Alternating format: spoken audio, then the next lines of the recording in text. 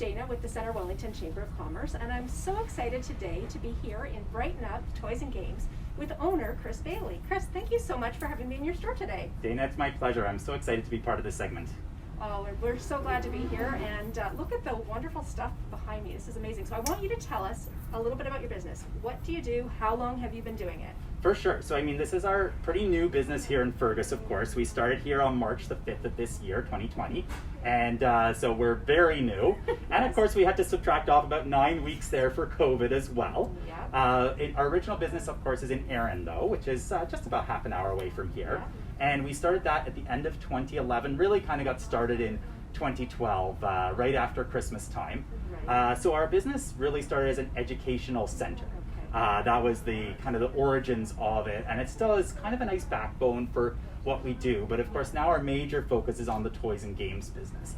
So we sell toys and games, we sell puzzles, arts and crafts, and lots of other kind of mindful and fun products that really resonate at all different ages. So even though sometimes a lot of people, oh, we're at the toy store is often something you'll hear, right. But we really, even though we like to cover that younger age demographic, as you can see, we're in an adult section right now. Absolutely. In our store.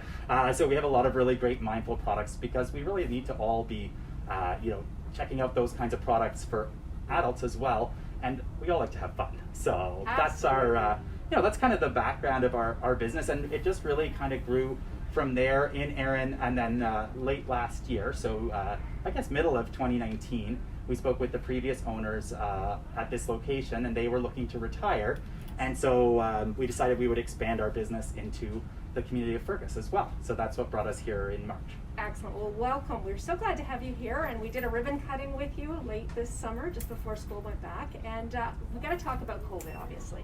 So you guys came on board, you were ready to open right during COVID. So what did you do to adapt to that situation? What have you done differently? Yeah, in a sense, it was the best timing and the worst timing, and we try to focus on the best and less on the worst. The biggest thing that we really had to focus on right away was how we were going to communicate with people, because we were so new here in Fergus. And even in our store in Erin, we were predominantly focused on being a brick and mortar store, right. which requires people to come into your business, which was no longer a possibility. We had a really good Facebook presence already for our customer base in Erin, so we really tried to get the word out using the community groups as well as the Chamber of Commerce here in Fergus to let people know they could reach us. They were able to, communicate with us so that we could deliver items to them, answer their questions. So that was the first priority. After that, it was figuring out our digital presence. Still a work in progress, but it's it's definitely a lot more than we had before, and that was really critical because the next best thing to being able to pick up our products and see them in person is to be able to at least have images, descriptions, and again that communication path where you can ask questions, because that's probably the biggest thing that's important about our business is for customers to be able to have so that conversation about the product, not necessarily just be able to say, oh, that's what I want, right? So that was our first priority. And then of course the second priority was to figure out how do we build our business so that when we're ready to come back and be open, we can be prepared for that. We have proper procedures in place, as well as both of our stores are ready for keeping our customers safe.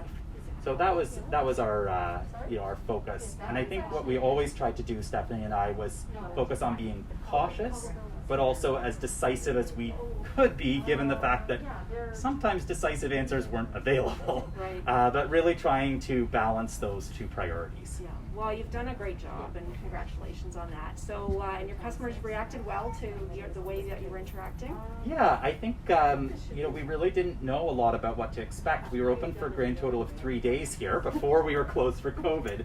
So we had, a great opportunity to meet a few people, but only a very few. And so a lot of those sort of first interactions with this community were virtual.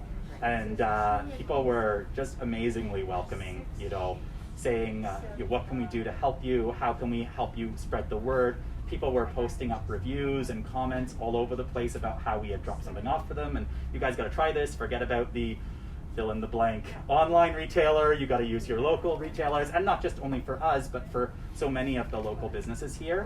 What I saw is that there was the institutional push on that from the town and the chamber and other organizations, But even more importantly, there was really a focus on that within the community.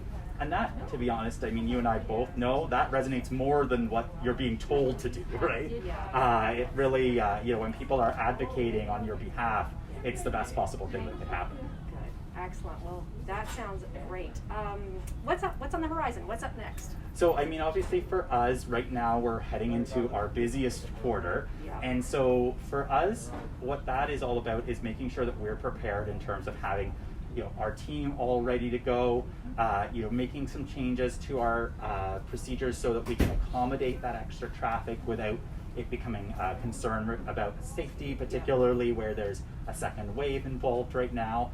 Thankfully, fingers crossed, pretty low impact up in this area, but we don't know what's going to happen.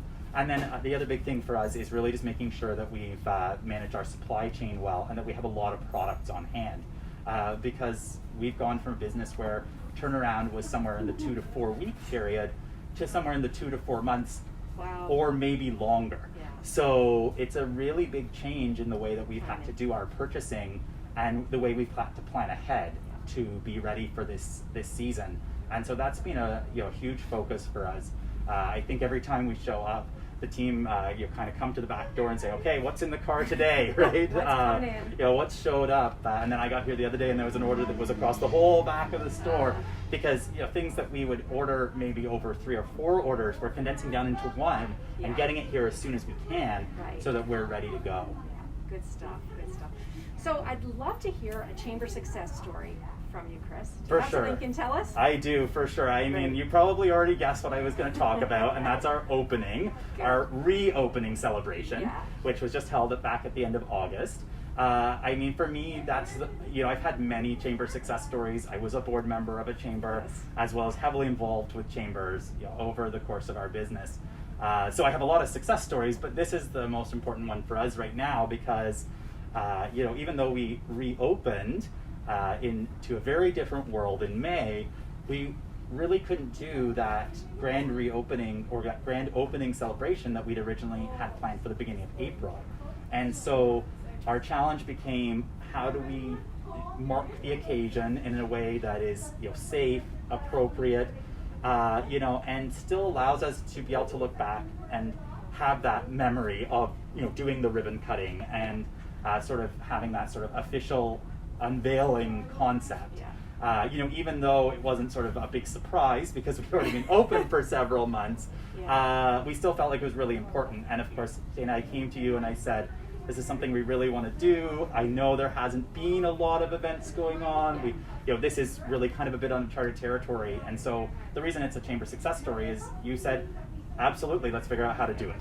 And that's always been my experience, when you think about success stories, is it's people getting together and figuring out how to make something happen.